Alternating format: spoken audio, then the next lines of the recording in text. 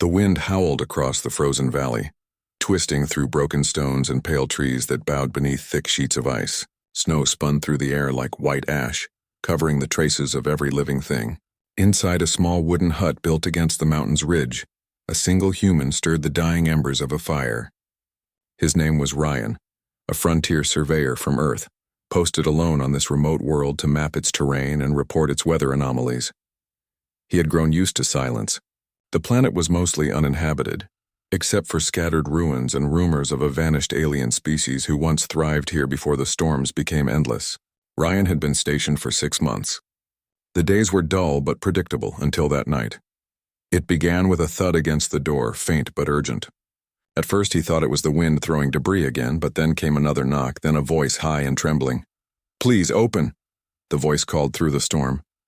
Ryan froze. It was a woman's voice, melodic yet strained by cold. He rushed to the door, unlatched it, and was nearly thrown back by a swirl of snow. In the doorway stood a figure cloaked in silver fabric, the folds shimmering like frost.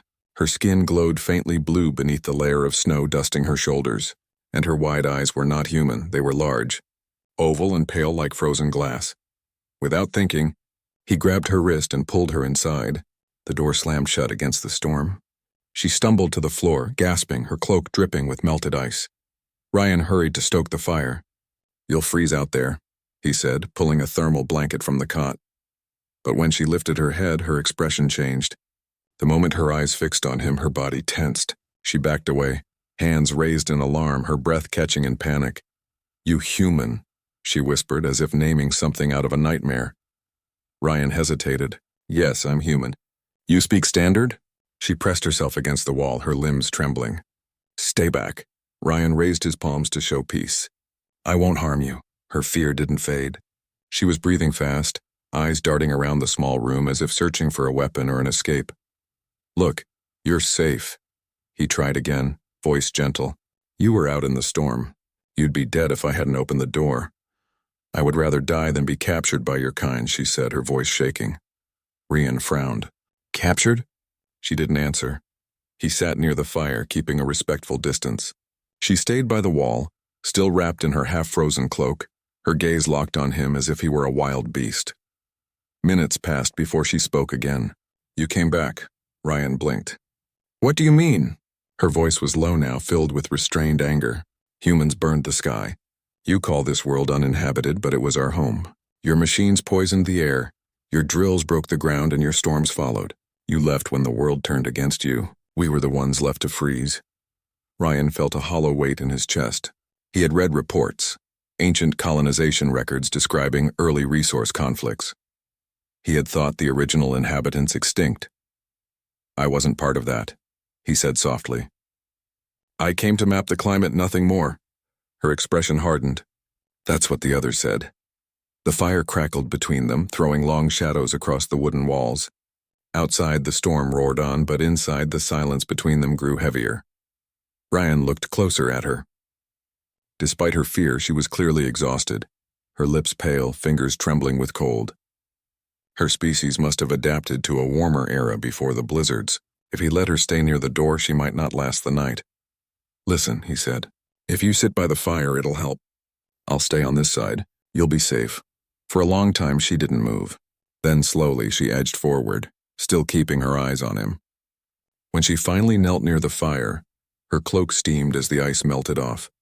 Her face softened under the glow, revealing delicate markings like thin silver veins that glimmered faintly with each breath.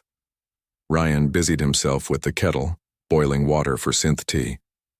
He poured 2 cups, sliding one toward her without looking directly. She hesitated but took it. Her fingers brushed the metal cup and she flinched at the heat before adjusting to it. "What's your name?" he asked. She hesitated. "Lyra, Lyra," he repeated. "That's beautiful." She looked away. "Do not try to sound kind." "I'm just talking," he said quietly.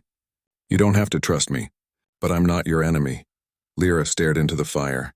The lines of her face, though alien, were full of grief. "My mother told stories of your people. She said humans could charm with words even as they destroyed with hands." Ryan didn't argue. The wind shrieked outside, rattling the walls. He thought of how many worlds Earth had touched, how many they had changed in pursuit of minerals, water, or simple curiosity. Some were terraformed, some abandoned, and others, like this one, left broken. He looked at her again. If you think I came to harm you, you're mistaken. I'm alone. My ship is grounded until the weather clears. You live alone by choice? She asked, almost incredulous. I volunteered, he said. Somebody has to record what's left before the storms bury it all. Her eyes softened slightly. Then you are a historian. Something like that, he said with a faint smile. For the first time, she didn't recoil. The night deepened. Ryan offered her dry rations. She refused at first, but eventually accepted when her hunger overcame pride. She ate in silence, glancing at him between bites as if unsure what to make of him. When the wind finally eased, the fire had burned low. Ryan leaned against the wall, half dozing. Lyra was wrapped in the blanket now, her breathing slow and steady. For the first time since she entered, her face was calm. But in her sleep, she murmured. A single word he didn't understand, then another. Clearer. Home. Ryan looked away. In the morning, sunlight streamed through the cracks of the shuttered window. The storm had passed, leaving the world outside coated in white glass. Lyra stirred, blinking as she saw him again. For a moment she looked ready to flee, then stopped herself. You stayed awake to guard me? She asked softly. Habit, he said. Old soldier instinct. Soldier, she echoed with unease. He nodded slowly. Before I was a surveyor, yes. Her gaze darkened again. So you are one of them after all. One of them, maybe, he said. But not like them. Lyra stood and went to the window, peering out at the endless snow. My people lived in the valleys beyond those ridges. Now only bones remain beneath the ice. Ryan joined her, though he kept a respectful distance. Would you show me? She turned, startled. Why? Because someone should remember, he said simply. Her eyes searched his face, looking for deception, but found only quiet resolve. After a moment, she nodded. They set out at midday. The wind had weakened, though the cold bit sharply through their suits. Lyra led the way across the frozen plains, her steps sure despite the uneven terrain. They reached the valley as dusk fell. There, half buried beneath the snow, stood curved structures like the ribs of a great creature. The ruins glowed faintly blue beneath the fading light, remnants of some crystalline architecture unlike anything human-made. This was the heart of our world, Lyra said softly, the storm spire. It powered our cities and gave warmth to the sky. When the humans drilled beneath it, they broke the core. The balance shattered. Ryan knelt beside the largest ruin, brushing frost from its surface. The design pulsed faintly as if alive. Your people built this? She nodded. We harnessed the breath of the planet. It was harmony, not conquest. He stood silently for a long time. Finally, he said, maybe we can repair part of it. Lyra looked up, startled. You would help? I came here to study energy anomalies, he said. If this core still functions, I can restore its regulator. It might not bring back your cities, but it could stop the storms. She hesitated. Why? Because it's the right thing to do, he said simply. Maybe it's what my kind should have done long ago. For a long moment, Lyra said nothing. Then slowly, she knelt beside him. Together, they began to clear the snow from the structure. It took days.